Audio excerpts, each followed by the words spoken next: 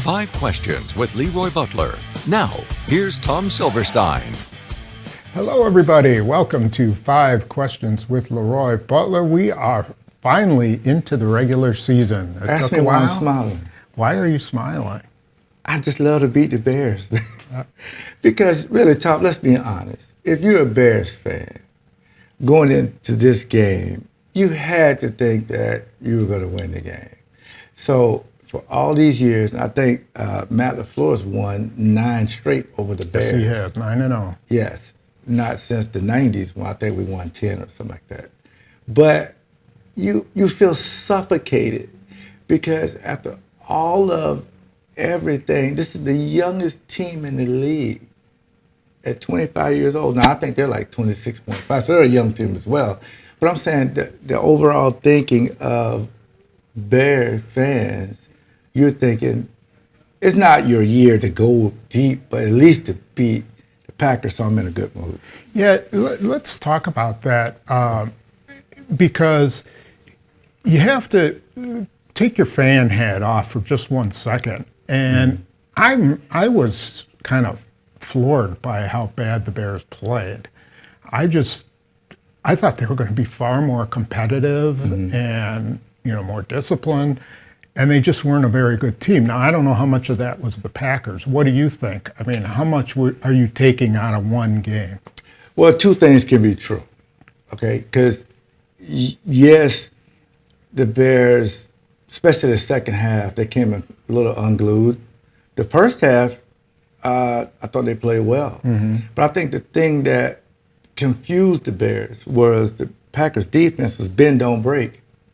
They were giving up a lot of yards, but they weren't giving up a lot of points. And then you're thinking, sooner or later, on offense, Jordan Love was going to turn the ball over, or he's going to get sacked and get flustered. Never happened. So by him, Jordan Love, the reason why I'm a big fan of his, he doesn't get emotionally either way. When they did the option play, they lost like 5 yards. Didn't bother him. No. Fine. When he threw the ball into traffic, didn't bother him. When his guys are open, he delivers the ball. Didn't bother him. Justin Fields seemed to get bothered by the fact that he has to keep running to move the chains. So I think one team was calm, one team had a lot of pressure, which was the Bears. And you could see the pressure of them thinking all week we should beat this team. Yeah. And I think that got a hold to them. So we'll go on more to the game, but I wanted to, address the elephant in the room, which was we all watched the Monday night game and saw Aaron Rodgers suffer a major injury. At least at this time when we're taping, we don't know for sure what it is, but it sure looked like it was season-ending. Yeah. There's a couple takes. First of all, that's terrible. I wanted to watch him play. I wanted to see him play the rest of the game, and I wanted to see how they were. And how did you feel when it happened? Well, I never want to see anyone get hurt because, as you talked about, this has been the whole off season with Hard Knocks, and that was their whole brand, and the whole, having 5 or 6 Packers there. It was a good storyline for their biggest game.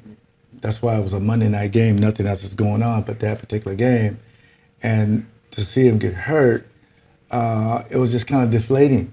But in a way, I think if you're a Jets fan, you got to be refreshed that you had a young quarterback who basically was thrown out, and they bring in a Hall of Famer saying, we don't think you can lead us. But he led them to the victory, and then an undrafted free agent on special teams win the game. Yeah. You'll be upset that, of course, because I wanted a first-round pick and for Rodgers to pay 65%. But I think for the Jets' psyche, having your young quarterback that you took a high pick to have that win against Buffalo. But the defense is amazing. Yeah. But the defense has always been good. So the point I wanted to make out of this and wanted to see what you thought of is that it's a young man's game. And at some point, you decide you're going to move on from your star quarterback when he's 38, 39 years old. But when you're building, you're bringing in all these rookies. The Packers had, I think, 12 rookies play in the first game. And the area where they were the strongest and most veteran was offensive line. So they protected their new quarterback, and that was like a weakness of the Jets. I mean, the first four plays, he got hit every single time. And so I think there's something about the way that this 2023 team is built that maybe Gutekunst learned some lessons about, okay, we can go young, but you better have a offensive line and a defensive line. And their draft picks, they're not a lot of, 69 nephew, as I call him, his nickname, Bakhtiar's a holdover, but the other guys are draft picks that you brought in. I mean, 76, 74, these guys, 71, these guys are draft picks.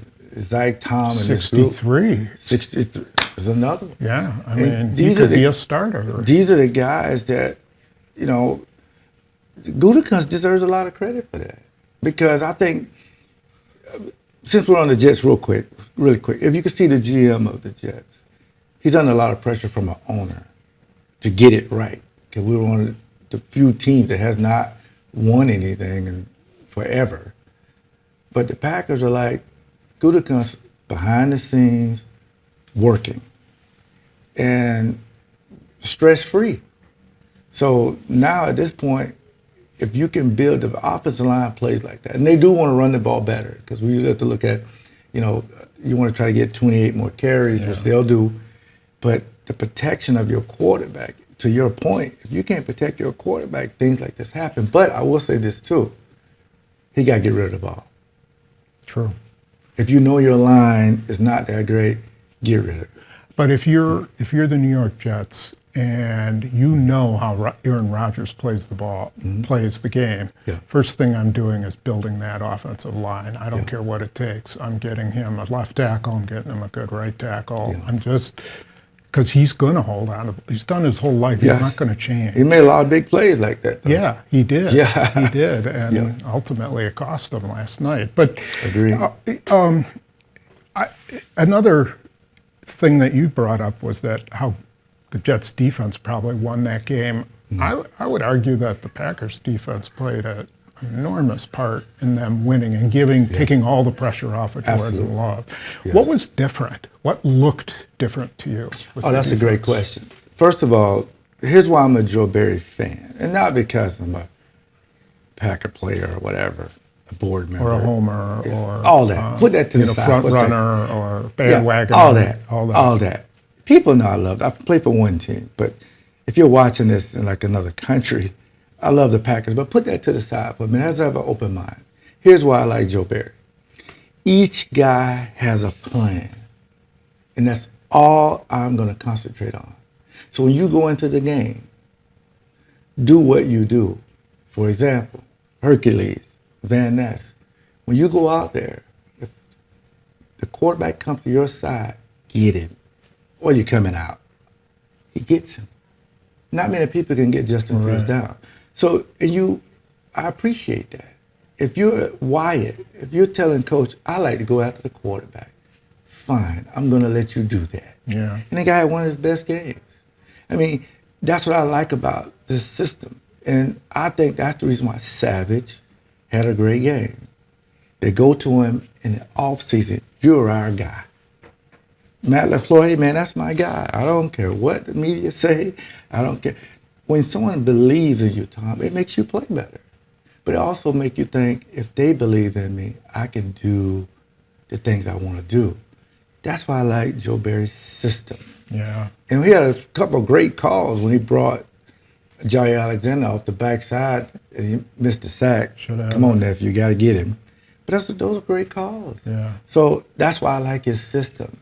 It's not really one of these systems like a cover 2 or cover 4.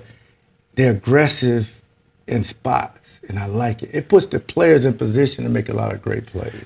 It sort of reminds me of a little bit of Dom Capers in that it's aggressive in the sense that you have to have a good front four. You have Oh, to. yeah.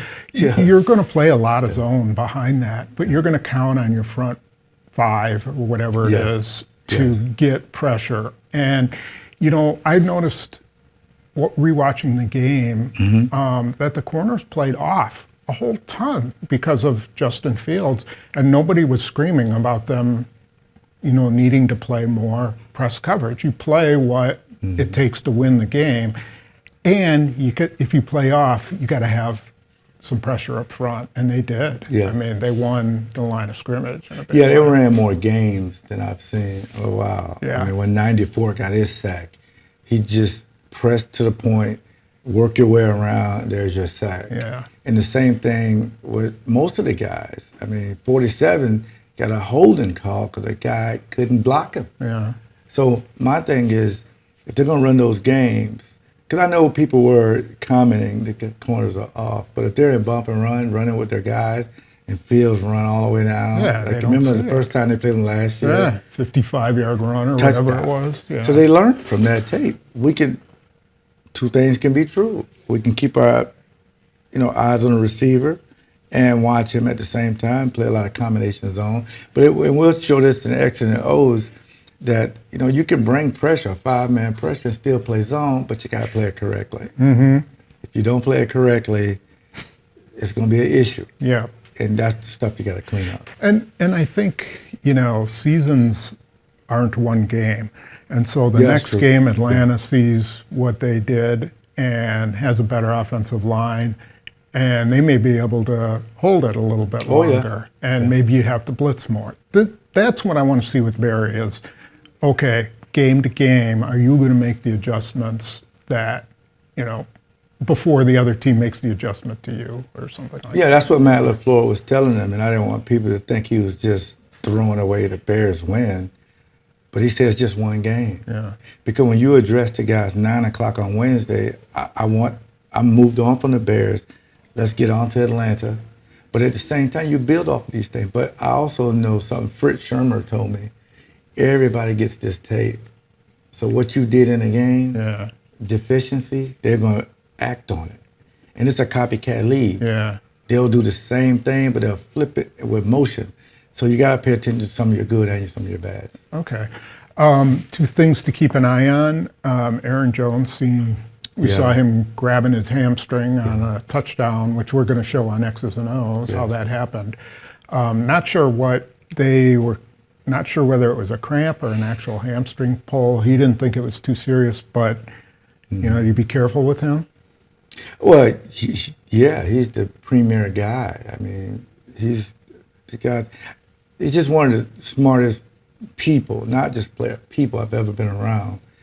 But to scheme him, something you pointed out, they called a timeout to get the right personnel in to run that particular play because they saw what the Bears were going to do. But whether it's running or receiving, I felt like he was going to be a bigger receiver because Christian Watson didn't play. Mm-hmm. But I also was glad to see 87 step up to say, I'm going to be like Chris Carter, just catch touchdowns. Yeah. Because when you don't have a number one guy to do these things, 33 now comes your slot guy with 11, then you can put 28 in the backfield. So I like this. So we got to be careful with him. I think 87's Romeo Doubs is going to be the leading receiver this year. I think he's like the him a guy lot. who makes the biggest jump of anybody Yes. on that roster. I'd be because- happy with that.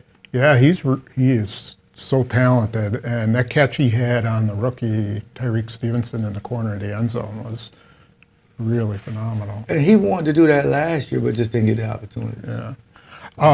Yeah. So, all in all, Falcons will give them a good test, I think. Going down there, having to play road game again.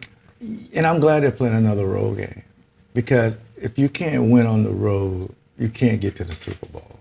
Yeah. And for Jordan Love's psyche, if you can win 2 games on the road, not many quarterbacks can do that.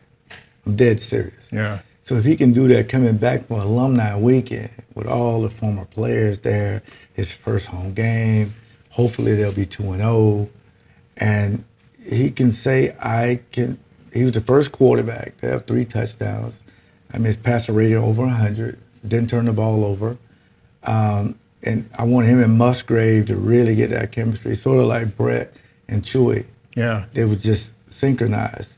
But overall, the team, when you go up to, I think it's Mercedes-Benz Field. Yeah. When you get to Atlanta, don't look at Atlanta as a team that's been bad for the last few years. Right. They got a lot of high draft picks. Yeah. You may not even know what's quarterback Ritter. You may have to Google to find out. You may have to Google and see who the head coach is. Those are the teams that'll beat you if you're not right. Yeah. And that's why Matt LaFleur is just one game, guys. Let's keep it moving. But don't look at, the records the last few years. This team, in the next couple of years, I picked them, Atlanta, to win that division. Yeah. So they got to be careful with that. But again, stay focused, and health is the biggest thing.